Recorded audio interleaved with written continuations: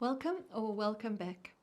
Today's talk is about Othello, and I'm focusing on that old Aristotelian concept of the tragic hero.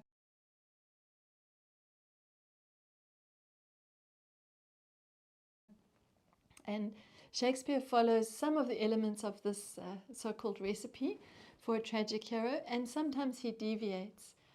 For me, his most perfect tragedy is Macbeth. It just ticks all the boxes of a tragic hero. This one is a little more complex, but that makes it very interesting nonetheless.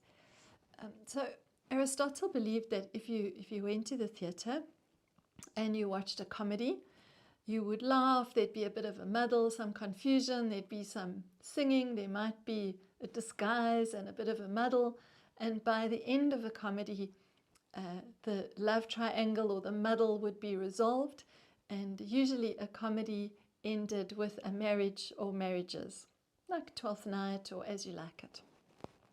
A tragedy, on the other hand, would be much more serious. The action would be much more intense and dramatic. There would usually be a male protagonist, and he would have a tragic flaw. And after we'd watched the high drama, we would have this feeling of catharsis. Our emotions would be purged. We'd be able to identify with the tragic hero, feel that anguish, and then all of that negativity would be purged and we could move on with our lives. So both tragedy and comedy both played a role in keeping society balanced and in a state of equilibrium. So let's look at some of the typical elements of a tragic hero, and I'll pause a little bit so that you have a chance to comment and just think about it for yourself, and then I will give you the answer as well. So definitely Othello is considered a tragic hero. He is of higher than average status. He's a military general, a leader of the armed forces, and he is at the beginning of the play revered and respected by the Venetians.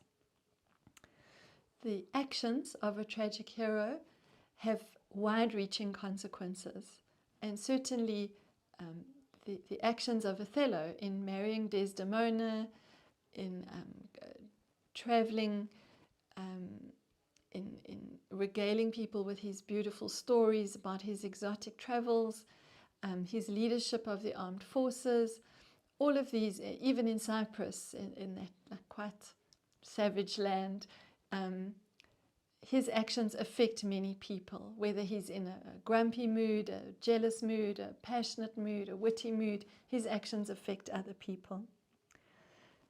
In terms of Aristotle's formula, the tragic hero begins at quite a high point, and he experiences a dramatic decline in fortunes. That definitely happens with Othello. And ultimately his death is a result.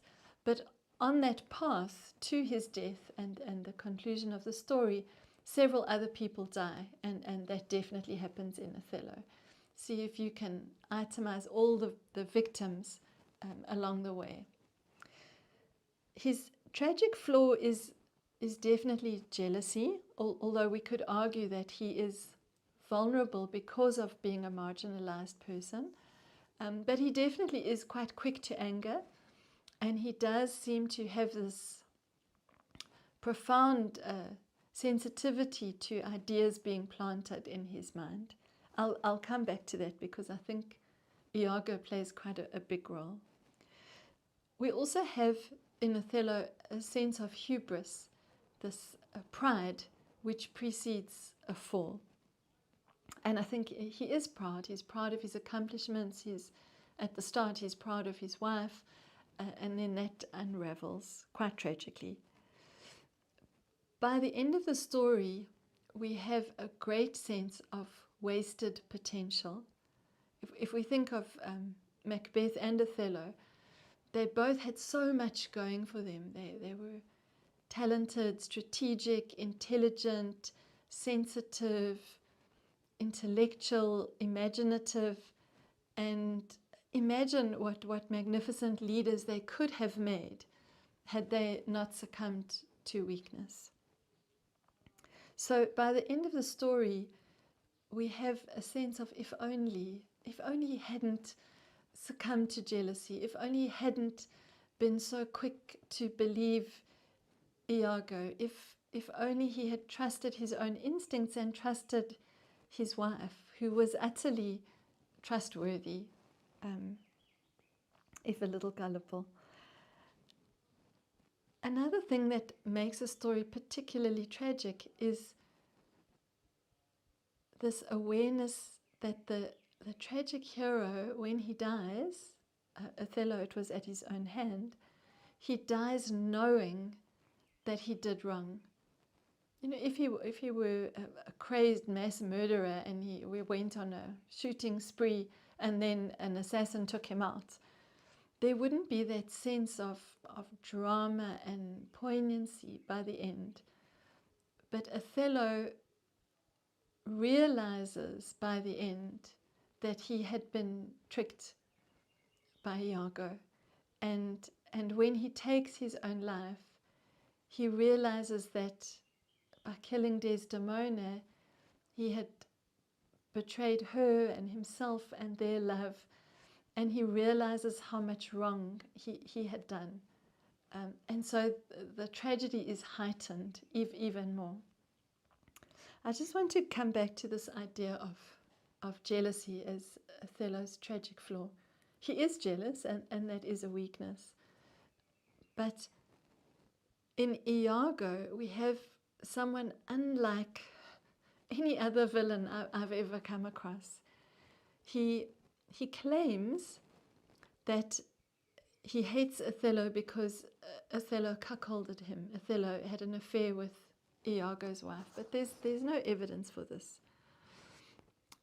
He also claims to hate Cassio and resent Cassio because Cassio was promoted when those promotions should have been Iago's.